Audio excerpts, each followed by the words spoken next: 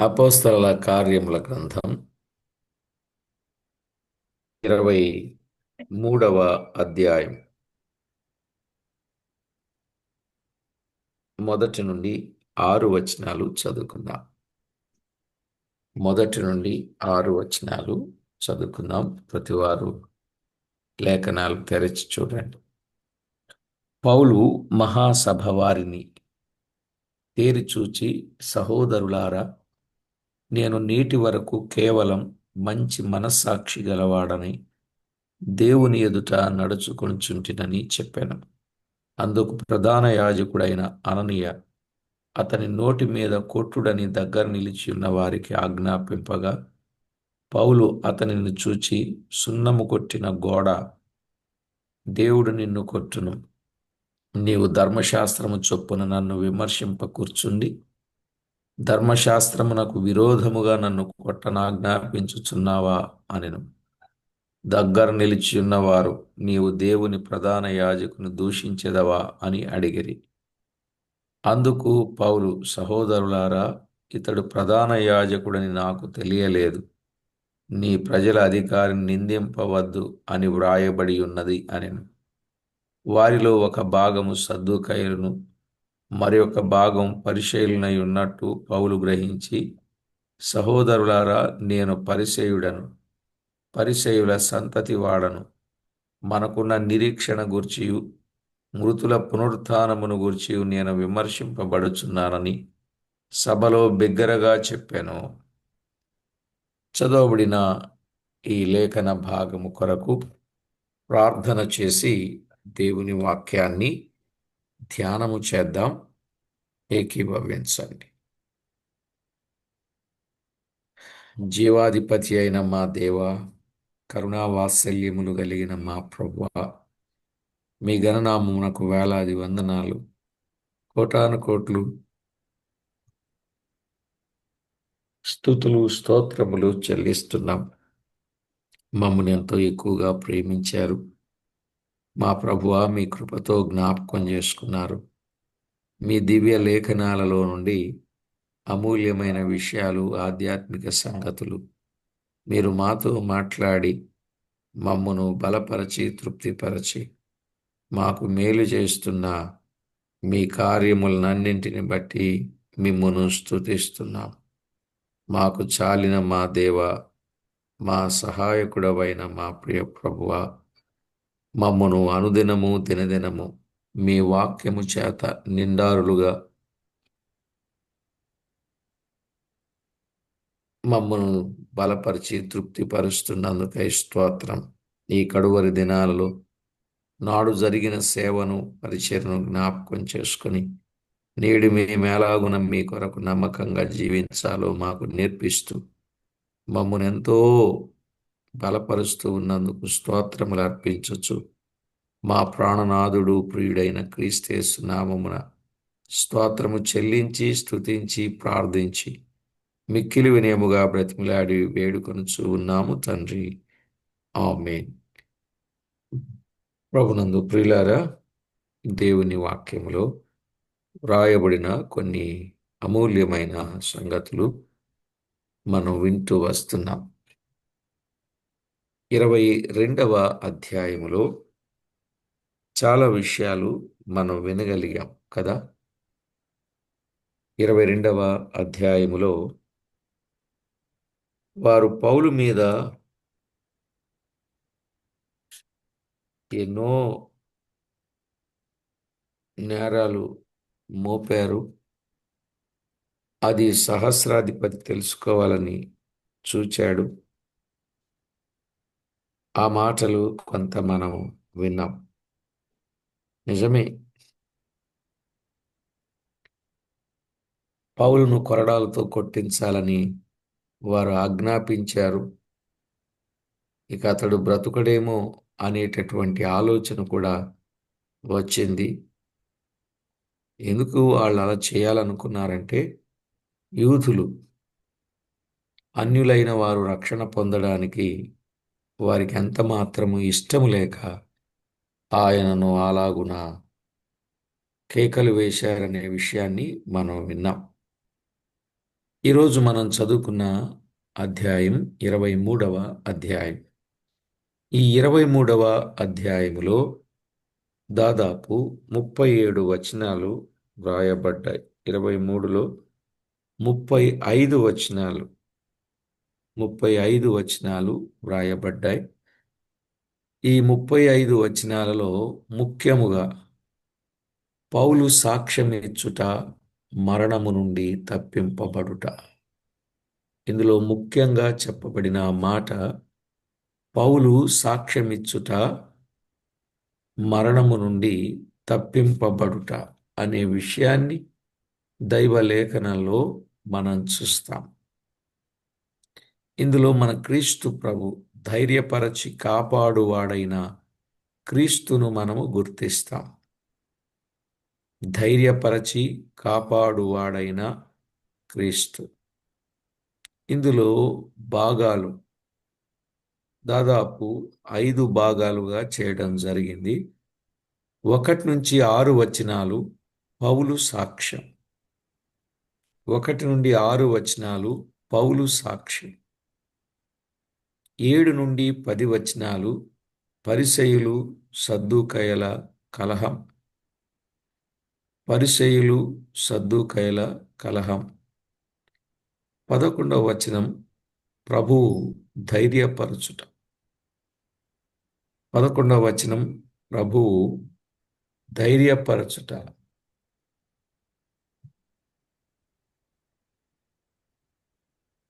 ప్రభువు ధైర్యపరచుట. ఇక 12 నుండి 22 వచనాలు పౌలును చంపుటకు పొంచియున్న 40 కంటే ఎక్కువ మంది. పౌలును చంపుటకు పొంచియున్న 40 మంది కంటే ఎక్కువ మంది. ఇక 23 నుండి 35 వచనాలు 35 వచనాలు పౌలును సైనిక సిబ్బందితో కైసరకు పంపుట. పౌలును సైనిక సిబ్బందితో కైసరకు పంపుట. విన్నారా?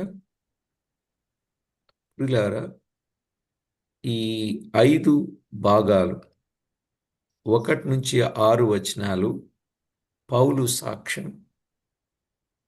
7 నుండి 10 వచనాలు పరిసయ్యుల సద్దూకయ్యుల కలహం. 11వ వచనం ప్రభువు ధైర్యపరచుట. 12 నుండి 22 వచనాలు పౌలును చంపుటకు పొంచియున్న 40 మంది కంటే ఎక్కువ. 23 నుండి 35 వచనాలు పౌలును సైనిక సిబ్బందితో కైసరకు పంపుట. ఇందులో కొన్ని విషయాలు మనం తేటగా జాగ్రత్తగా గమనిద్దాం. 1 నుండి 6 వచనాలు పౌలు సాక్ష్యం. పౌలు ఏమని సాక్ష్యం చెప్పాడంటే,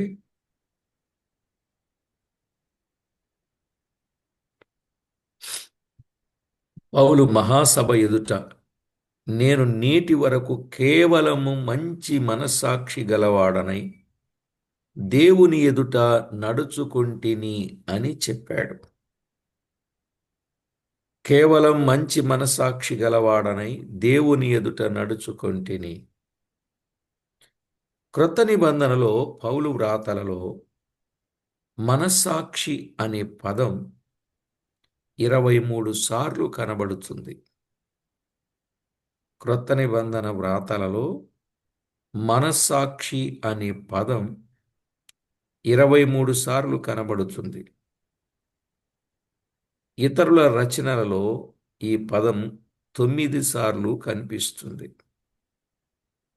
ఇతరుల రచనలలో ఈ పదం 9 సార్లు 9 సార్లు కనిపిస్తుంది. కొన్ని ముఖ్యమైన వచనాలు రెఫరెన్సెస్ ఆలోచన చేస్తే రోమాపత్రిక 2వ అధ్యాయం 15వ వచనం. రోమాపత్రిక 2:15. 15. తిమోతికు రాసిన తిమోతికు రాసిన మొదటి పత్రిక మొదటి అధ్యాయం 5వ వచనంలోను 19వ వచనంలోను మనము చూడవచ్చు. తిమోతికి రాసిన మొదటి పత్రిక మొదటి అధ్యాయం 5వ వచనం 19వ వచనం. ఇక తిమోతికి రాసిన మొదటి పత్రిక 3వ అధ్యాయం 9వ వచనం. 4వ అధ్యాయం 2వ వచనం. ఈ ప్రతి వచనంలో మనస్సాక్షి అనే విషయాన్ని మనము చూడవచ్చు. తిమోతికి రాసిన 2వ పత్రిక 1:3లో కూడా చూస్తాం. తిమోతికి రాసిన 2వ పత్రిక మొదటి అధ్యాయం 3వ వచనం. అలాగే తీతుకు రాసిన పత్రిక మొదటి అధ్యాయం 15వ వచనం. మొదటి అధ్యాయం 15వ వచనం.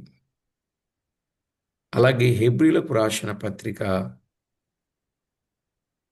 9వ అధ్యాయం 9వ వచనంలోను 14వ వచనంలోను చూస్తాం.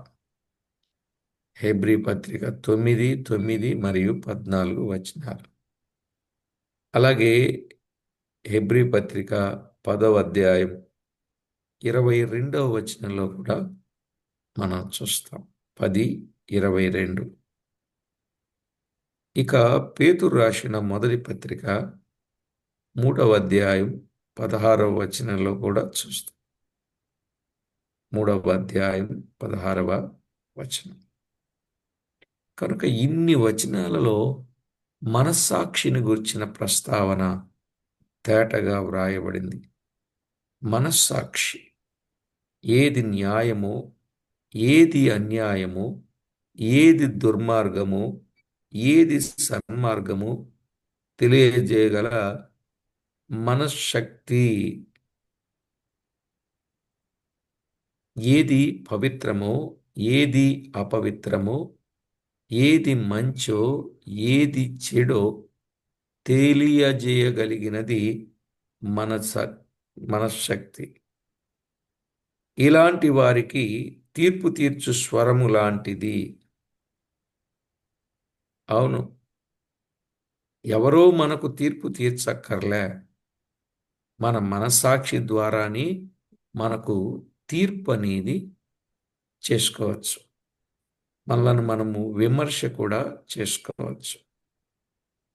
మనం ఎలా ఉన్నది పరిశీలన చేసుకోవచ్చు.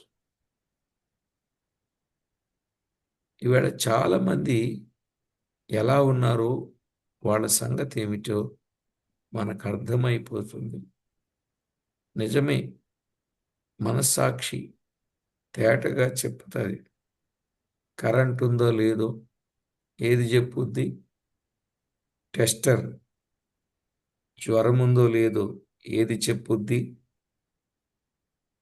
జ్వరం ఉందో లేదో ఏది చెప్పుద్ది? థర్మామీటర్ చెప్పుద్ది. గుండె బాగా కొట్టుకుంటుందో లేదో ఎలా తెలుసుద్ది? స్టెతస్కోప్ వల్ల తెలుసుద్ది.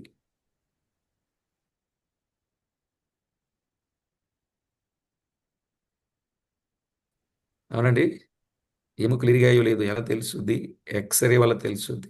కాయలున్నాయో కణుతులున్నాయో ఆడబిడ్డో మగబిడ్డో పుట్టక ముందే ఎలా తెలుసుద్ది? స్కానింగ్ వల్ల తెలుసుద్ది. మరి మనుషుడు మంచి చేస్తున్నాడో చెడు చేస్తున్నాడో, మేలు చేస్తున్నాడో కీడు చేస్తున్నాడో ఏది తెలియజేసుద్ది? మానవుని మనస్సాక్షి. ఈ మనస్సాక్షే చెప్పేసుద్దండి. కాబట్టి ప్రియులారా, కొంతమంది మనస్సాక్షి వాతబేయబడిన మనస్సాక్షి ఉంటుంది. కొంతమంది మనస్సాక్షి విశ్వాస విషయములు వాడబద్దలైపోయినట్టుంటుంది. కొంతమంది మనస్సాక్షి చంపుకుని ఉంటుంది. మనస్సాక్షిని చంపుకుంటారు కొంతమంది. ఇలా రకరకాల వర్గాల వాళ్ళు ఉన్నారు. కానీ పౌలైతే నేను మంచి మనస్సాక్షి గలవాడనై అనే మాట చాలా విశేషమైన మాట. మంచి మనస్సాక్షి గలవాడు.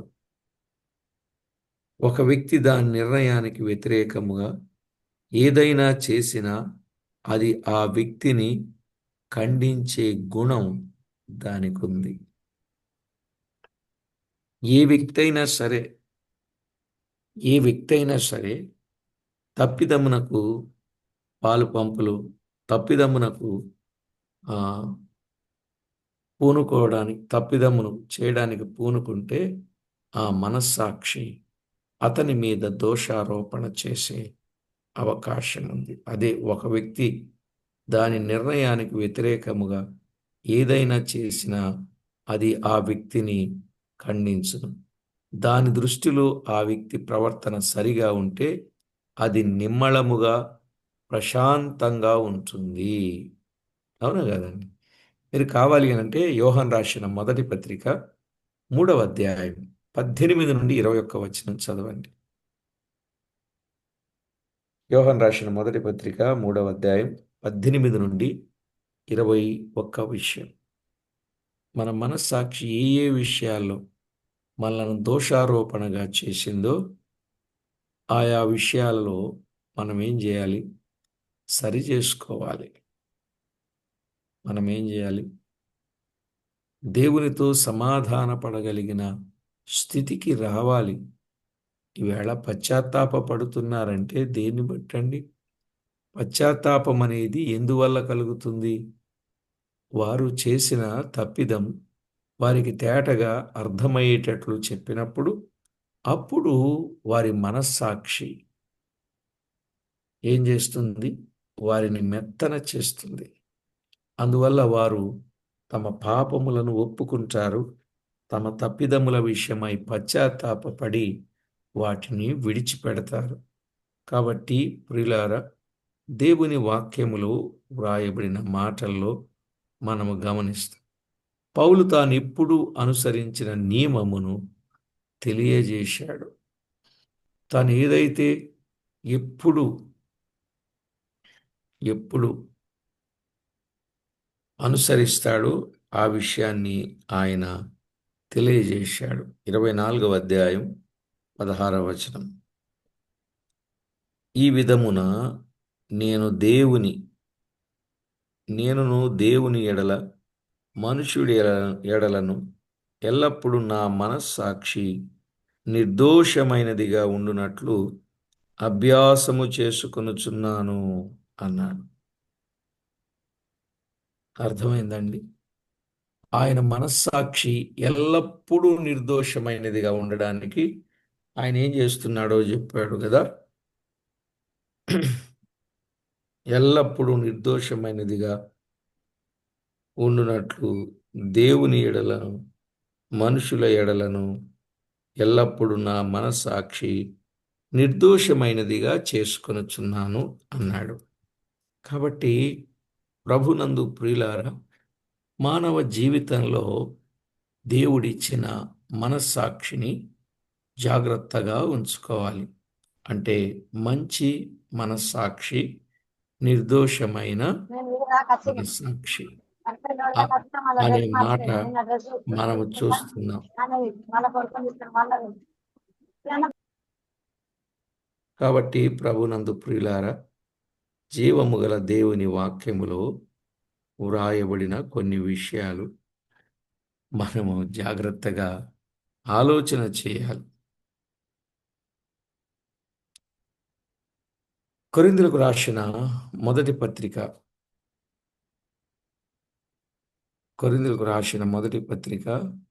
4వ అధ్యాయం 4వ వచనం. కొరింథీయులకు రాసిన మొదటి పత్రిక 4వ అధ్యాయం 4వ వచనం. అలాగే అదే పత్రిక 11వ అధ్యాయం 1వ వచనం. అదే పత్రిక 11వ అధ్యాయం 1వ వచనం. కొరింథీయులకు రాసిన 2వ పత్రిక 1వ అధ్యాయం 12వ వచనం. 1వ అధ్యాయం 12వ వచనం. అలాగుననే 4వ అధ్యాయం రెండవ వచనం, 4వ అధ్యాయం 2వ వచనం, అలాగే 5వ అధ్యాయం 15వ వచనం. ఈ వచనాలన్నింటిలో మనం ఆలోచన చేయాలి. నేడు మనం కూడా మన మనస్సాక్షికి కల్మషము తోచకుండా జీవించాలి. మన మనస్సాక్షి చెప్పేసుద్దండి. మనం ఎలా ఉన్నాము అనే విషయాన్ని ఎవరు చెప్తారు? మన మనస్సాక్షి చెప్పేస్తుంది మనకి. అందులో తిరుగులేదు. మన మనస్సాక్షి ఏ ఏ విషయాల్లో దోషారోపణ చేసిందో ఆయా విషయాల్లో వాటిని ఒప్పుకొని విడిచిపెట్టి దేవునితో మనము సమ్మతి కలిగిన వారంగా ఉండాలి. సమ్మతి కలిగిన వారంగా ఉండాలి కానీ అసమ్మతివాదులుగా మనం ఎప్పుడూ ఉండకూడదు. క్రీస్తే సంఘాన్ని హింసించుచున్నప్పుడు కూడా తన మనస్సాక్షి మంచి స్థితిలో ఉంచాడు. 26వ అధ్యాయం అపోస్తలుల కార్యాలు 9వ వచనం, 26:9లో మనము గమనించాల్సిన మాట,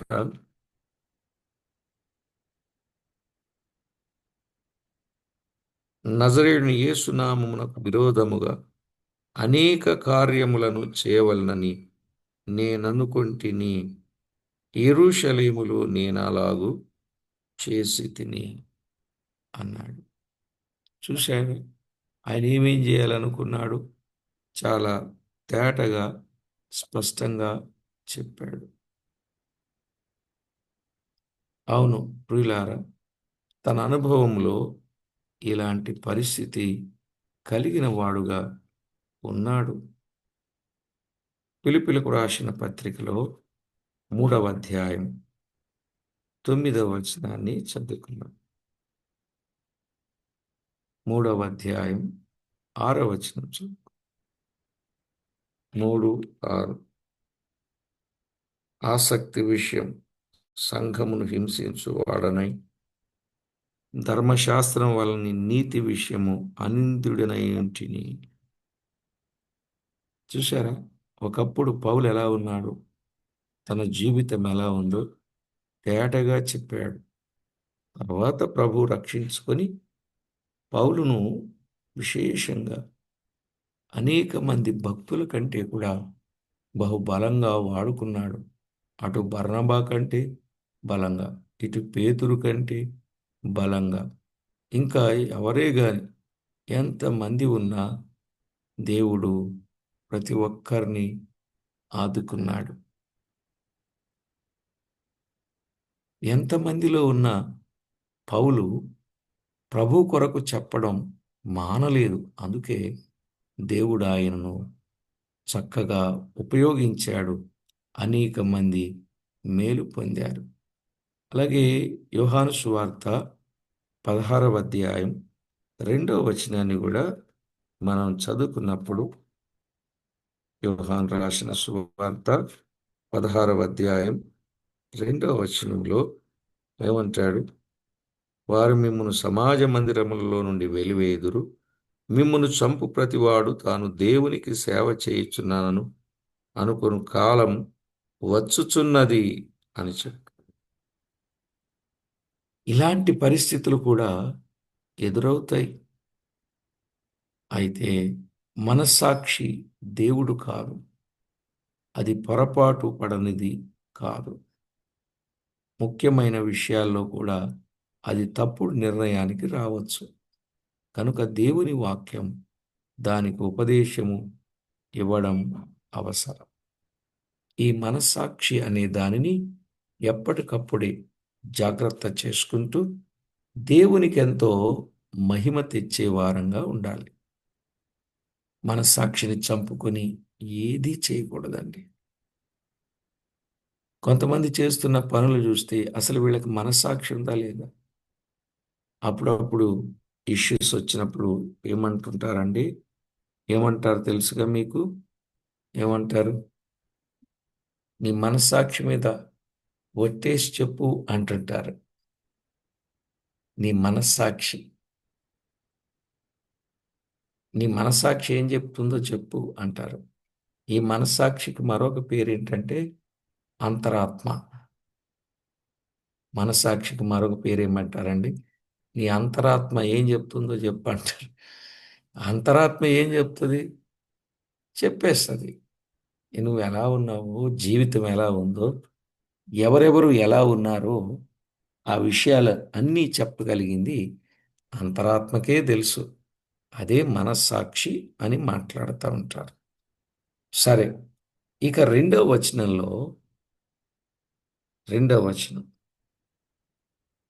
ఈ అననీయ అత్యాశ గల దుర్మార్గుడు. అతడు దాదాపు క్రీస్తు శకం 48లో ప్రధాన యాజకుడయ్యాడు. మనము 9వ అధ్యాయంలో కనబడిన అననీయ వేరు, ఎక్కడున్న అననీయ వేరు. ఆయన శిష్యుడైన అననీయ, ఇతడు దుర్మార్గుడైన అననీయ. ఇంకొక అననీయ ఉన్నాడు. ఎవరు? అననీయ సప్పీరా. ఆ సప్పీరా భర్త అననీయ. మొత్తం బైబిల్ గ్రంథంలో 3 అననీయులు ఉన్నారండి. ఒకరు క్రీస్తు శిష్యుడైన అననీయ, 2 ప్రధాన యాజకుడైన అననీయ, 3 అబద్ధమాడిన అననీయ. 3 అననీయలు ఉన్నారు. ఇందులో మీరే అననీయ? మీరే అననీయ అండి? బహుశా నేను అనుకుంటున్నాను, ప్రభువు దగ్గరకు పౌలును నడిపించిన అననీయులు మీరు. అలా ఉండాలని కోరుకుంటున్నాను. అబద్ధమాడి అననీయులుగా ఉండకూడదండి. ఎదుగో దుర్మార్గుడుగా ప్రధాన యాజకుడుగా ఉన్న అననీయ లాంటి వారుగా ఉండకూడదు. పౌలు తాను ఏ తప్పిదము చేయలేదని చెప్పినందువలన ఏం చేశాడు? అతనికి కోపం వచ్చింది. కనుక పౌలు నోటి మీద కొట్టుడని ఆజ్ఞాపించాడు. పౌలు నోటి మీద కొట్టండి. అందుకు పౌలు ఏమన్నాడు తెలుసా? ఓ సున్నం కొట్టిన గోడ, దేవుడు నిన్ను కొడతాడన్నాడు. ఓ సున్నం కొట్టిన గోడ, దేవుడు నిన్ను కొడతాడయ్యా. ఎందుకంటే న్యాయం తీర్చడానికి కూర్చుండి అన్యాయానికి నువ్వు తావిచ్చిన వాడవు అన్నట్టుగా. లేదా అక్కడున్న పదం ఇక 3-4 వచనాల్లో చూచాం. ఎందుకంటే నేరారోపణ రుజువు కాకముందు శిక్షించడానికి ధర్మశాస్త్రం అనుమతించదు. ఇప్పుడు మీరు చెప్పండి, రిమైండ్లో ఉన్న ఖైదీని ఏమైనా చేయొచ్చా? ఏమీ చేయకూడదు. మరి జైలుకు పంపించిన తర్వాత అతన్ని ఏమైనా చేయొచ్చా? ఏమైనా చేస్తారు. మనకది తెలుసు. సరే, ఇక్కడ మనం నేరారోపణ రుజువు కాకముందే శిక్షించడానికి ధర్మశాస్త్రం అనుమతించదు అని ద్వితీయోపదేశకాండం 25వ అధ్యాయం 1-2 వచనాలలో చూస్తాం. ద్వితీయోపదేశకాండం 25వ అధ్యాయం 1-2 వచనాలు. అలాగే యోహాను సువార్త 7వ అధ్యాయం 51వ వచనం. కాబట్టి కొన్ని విషయాలు మనము జాగ్రత్తగా గమనించాలి. పౌలు దగ్గర నిలిచిన వారు, నీవు దేవుని ప్రధాన యాజకుని దూషించెదవా అని అన్నారు. అందుకు పౌలు ఏమన్నాడు? సహోదరులారా, ఇతడు ప్రధాన యాజకుడని నాకు తెలియదు. నిజమే, వారు యూదా మతానుసారులుగా వారుండి ఏం చేస్తున్నారు? తీర్పు చేసేవారుగా ఉన్నారు. అయితే పౌలు దేవుని బిడ్డగా ఉండి దేవుని కొరకు మహిమ ఆపాదిస్తున్నాడు. ఎప్పుడైతే ఆ వ్యక్తి అలా మాట్లాడాడో, పౌలు కూడా ఏం మాట్లాడాడో మనకు అర్థమైంది. అప్పుడు వెంటనే అతడు ప్రధాన యాజకుడని తెలియగానే ఏం చేశాడు? నీపై అధికారిని నిందింపవద్దని వ్రాయబడి ఉన్నది అన్నాడు. 5వ వచనం. నిజమే, ప్రజల అధికారిని నిందింపకూడదు. నిర్గమాకాండం 22వ అధ్యాయం 28వ వచనం. నిర్గమాకాండం 22వ అధ్యాయం 28వ వచనం. అంతేకాకుండా ప్రధాన యాజకుడు తన వస్త్రములు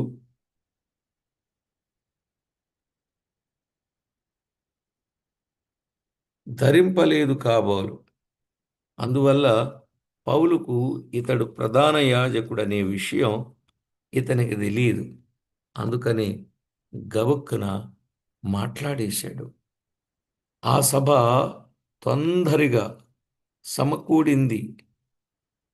తొందరగా అది సమకూడిన సభ. 22వ అధ్యాయం 30వ వచనం.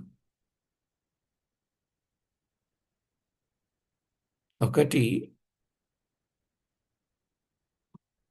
అతడు ప్రధాన యాజకుని వస్త్రాలు లేకపోవచ్చు, లేదా ఆ సభ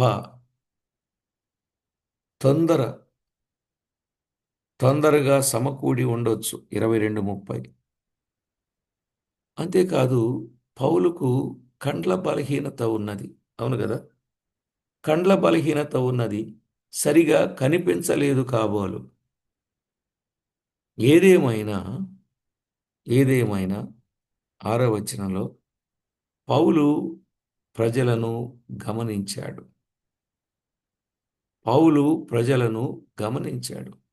ఒక భాగం సద్దూకయ్యుల భాగం,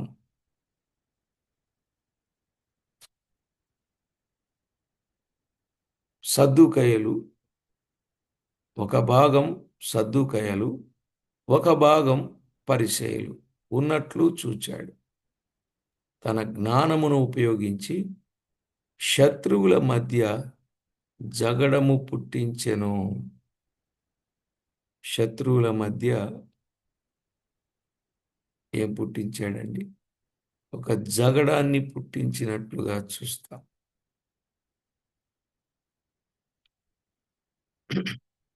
పౌలు ఒకప్పుడు పరిసయ్యుడు, నిజమే. 26వ అధ్యాయం 5వ వచనం. పౌలు ఒకప్పుడు పరిసయ్యుడు. 26వ అధ్యాయం 5వ వచనం. అలాగే ఫిలిప్పీలకు రాసిన పత్రిక 3వ అధ్యాయం 6వ వచనం లేక 5వ వచనం. ఫిలిప్పీ పత్రిక 3వ అధ్యాయం 5వ వచనం. నేడు మన మధ్య కూడా ఏదైనా సమస్య రావడానికి ప్రయత్నం చేస్తే దేవుని పిల్లలుగా దానిని త్రిప్పికొట్టాలి, ఎదిరించాలి. ఆయన అన్నాడు, నేను పరిసయ్యుడను, పరిసయ్యుల సంతతి వాడను. మనకున్న నిరీక్షణను గూర్చియు మృతుల పునరుత్థానము గూర్చియు విమర్శించబడుచున్నానని బిగ్గరగా చెప్పాడు. 24వ అధ్యాయం 14వ వచనం. 24:14, అలాగే 15వ వచనం, అలాగే 21వ వచనం, అలాగే 8 నుండి కొన్ని వచనాలు మీరు ఆలోచన చేస్తే, ప్రియులారా, ఏ విధంగా ప్రతి విషయాన్ని ఎంత తేటగా వాటికి లోబడకుండా ప్రియులారా దేవుని కొరకు నమ్మకంగా నిలిచాడో మనం చూస్తున్నాం. కనుక ఈ కడవరి దినాలలో క్రీస్తు రాకడ కొరకై కనిపెట్టి మన మనస్సాక్షిని జాగ్రత్తగా కాపాడుకుంటూ అనేకులను దేవుని వైపు మళ్ళించగలిగే వారంగా మనలను మనమే మీ అంతట మీరే సిద్ధపడాలని మనవి చేస్తున్నాను. ప్రియులారా, సంగతి అర్థమైంది కదా. పౌలు దేవుని కొరకు ఎలాగున పనిచేశాడు. ఈనాడు మనం కూడా ఒక్కొక్కరు ఒక్కొక్క పౌలు వలె ఎంతో నేర్పుగా, ఎంత ఓర్పుగా ప్రజల మార్పు కొరకై పనిచేయవలసిన వారమై ఉన్నాం.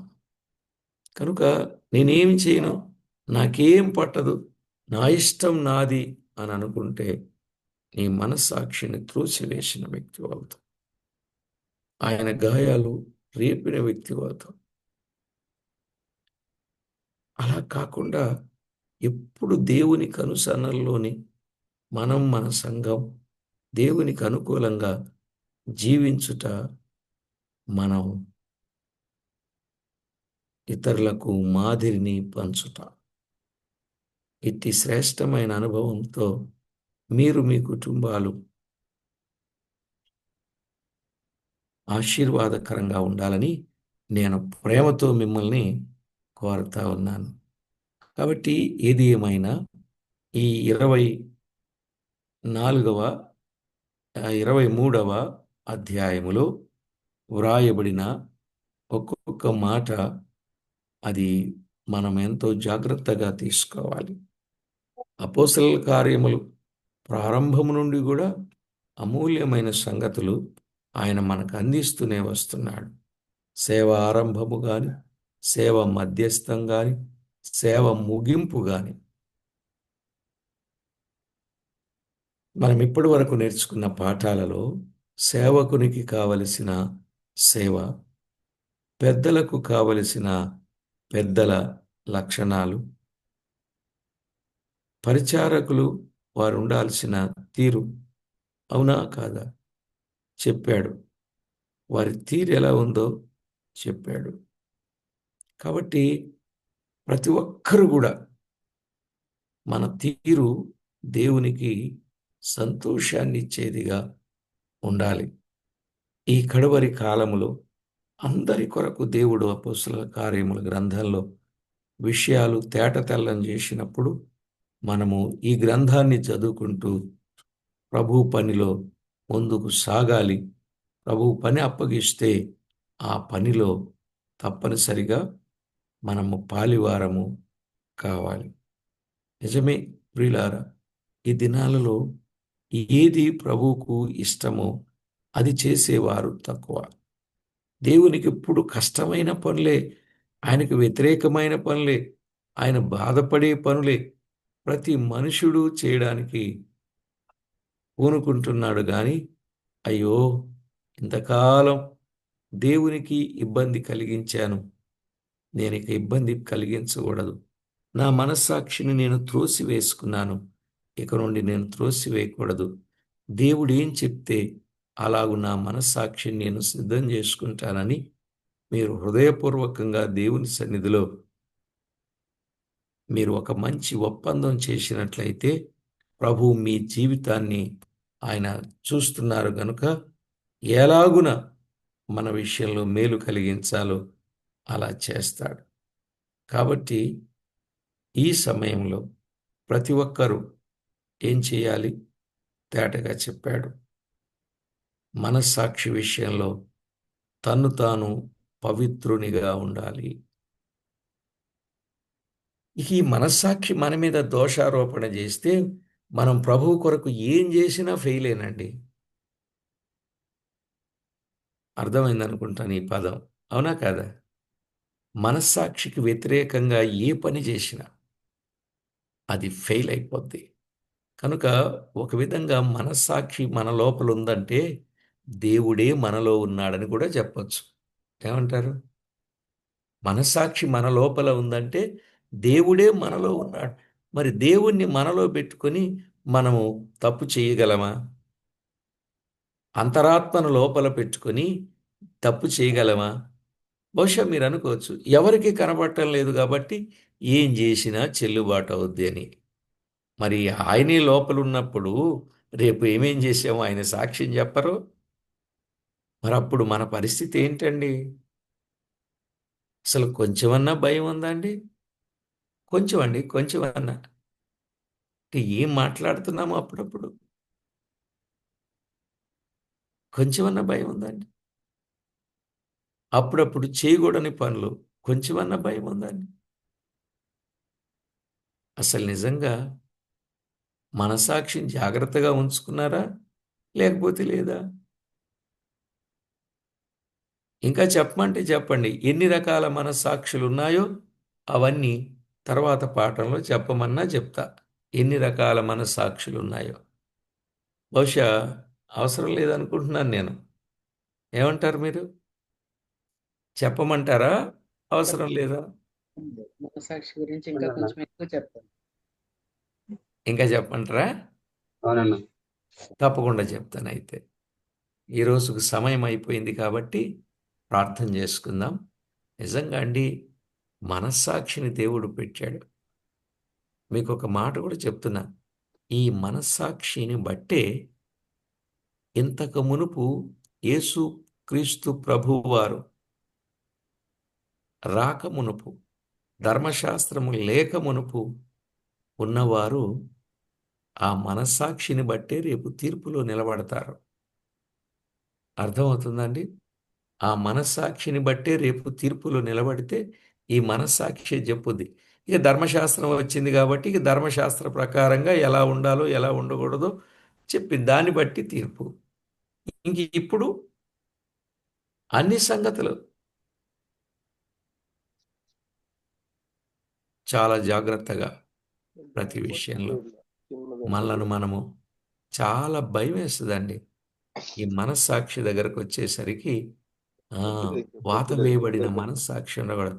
ఏ డోంట్ కేర్, నేనేమైనా చేస్తాను అనుకునేది వాత వేయబడిన మనస్సాక్షి. అట్లా మనం ఉండకూడదండి. మనం ఎప్పుడు కూడా మన మనస్సాక్షిని ఆనబెట్టి మంచి సాక్ష్యాన్ని చెప్పేటట్లుగా, మంచి జీవితాన్ని జీవించేటట్లుగా, మంచి మాదిరిని చూపించేటట్లుగా, రేపు ప్రభువుకు మహిమ ఆపాదించేటట్లుగా మన మనస్సాక్షిని మనము ఎల్లప్పుడూ కాచుకోవలసిన అవసరత, ఆవశ్యకత ఉన్నది అని ప్రభు పక్షంగా ప్రేమతో మనవి చేస్తూ ప్రార్థన చేసుకుందాం.